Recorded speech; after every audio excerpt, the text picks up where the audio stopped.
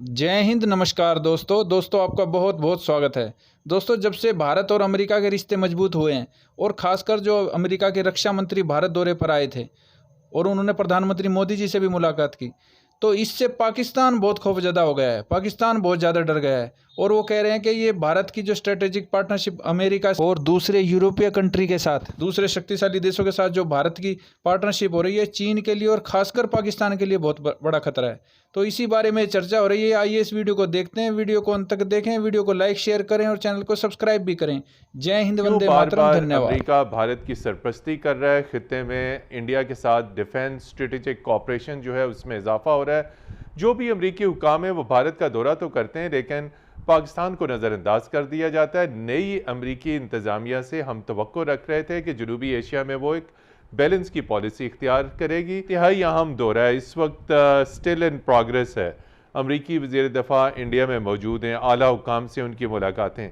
अब सवाल ये है, वो तो दौरा अपनी जगह पे हो रहा है, लेकिन अब हम देख रहे हैं कि जब से बाइडन इंतज़ामिया बरसर इक़्तिदार आई है, मुसलसल इंडिया की फिर सरपरस्ती की जा रही है। जबकि हमारी तवक्कुआत थी कि बाइडन इंतज़ामिया की जनूबी एशिया के बारे में अब एक बैलेंस पॉलिसी होगी, पाकिस्तान को भी इंगेज रखेंगे और इंडिया को भी। लेकिन अब जो ऑफिशियल जा रहे हैं, मुसलसल हिंदुस्तान के दौरे हो रहे हैं और इससे पहले क्वेड भी हो चुका है।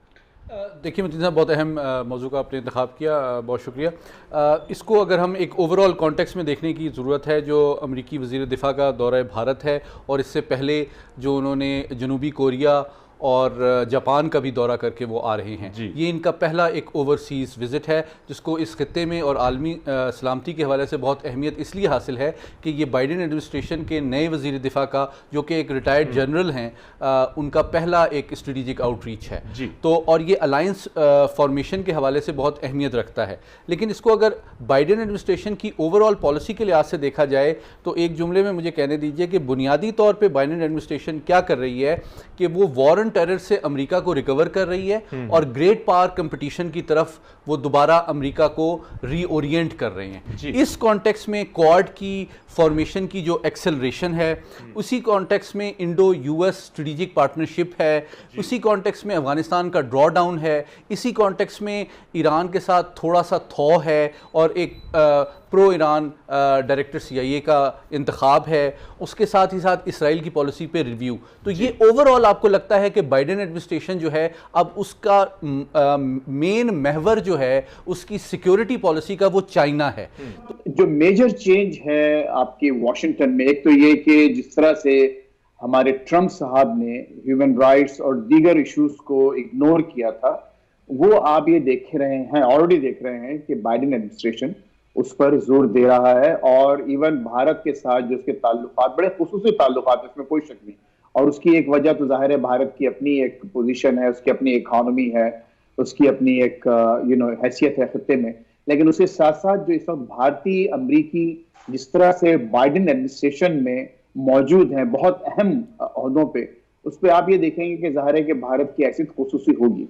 लेकिन एक बात बहरहाल तय है कि, और इसमें कोई शक नहीं है हम सबको, कि चाइना के लिए भारत को तैयार किया जा रहा है और भारत को इस पूरे एडमिनिस्ट्रेशन में, इनके पूरे यानी इनके दौरान इनका जो रिजीम है या इनका जो एक टेन्योर है, उसमें आप देखेंगे खुसूसी तवज्जो हासिल रहेगी।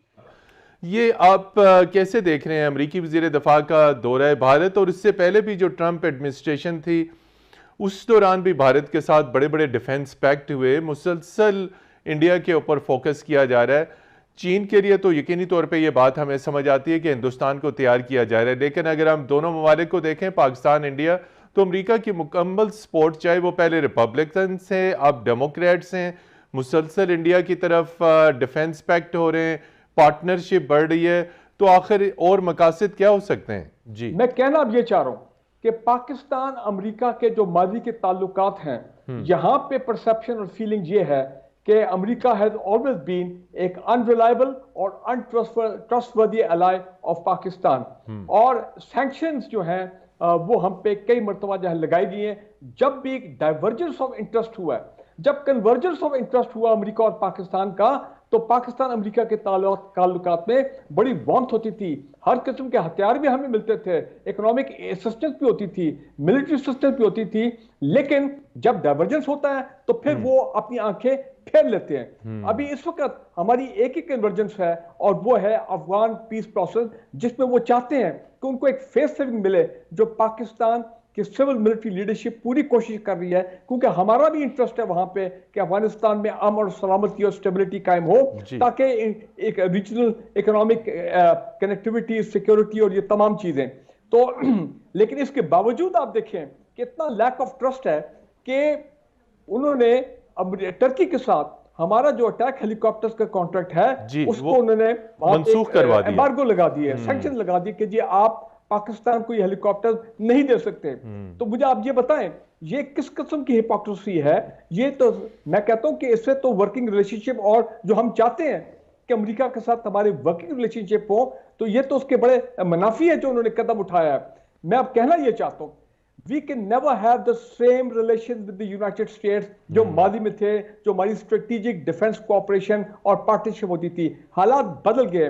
امریکہ کو دو چیزوں پہ بڑی تکلیف ہے، ایک ہمارے جو بڑی close all round political, economic, دفاعی کوآپریشن چین کے ساتھ ہے، مطلب انمیجنیبل جو چین کے ساتھ، اور دوسرا ظاہری بات ہے سی پیک۔ تو یہ اور پاکستان نے اب الائی کر لیا ہے، زیادہ ہمارا جھکاؤ جو ہے وہ چین کی طرف ہے، روس کی طرف ہے۔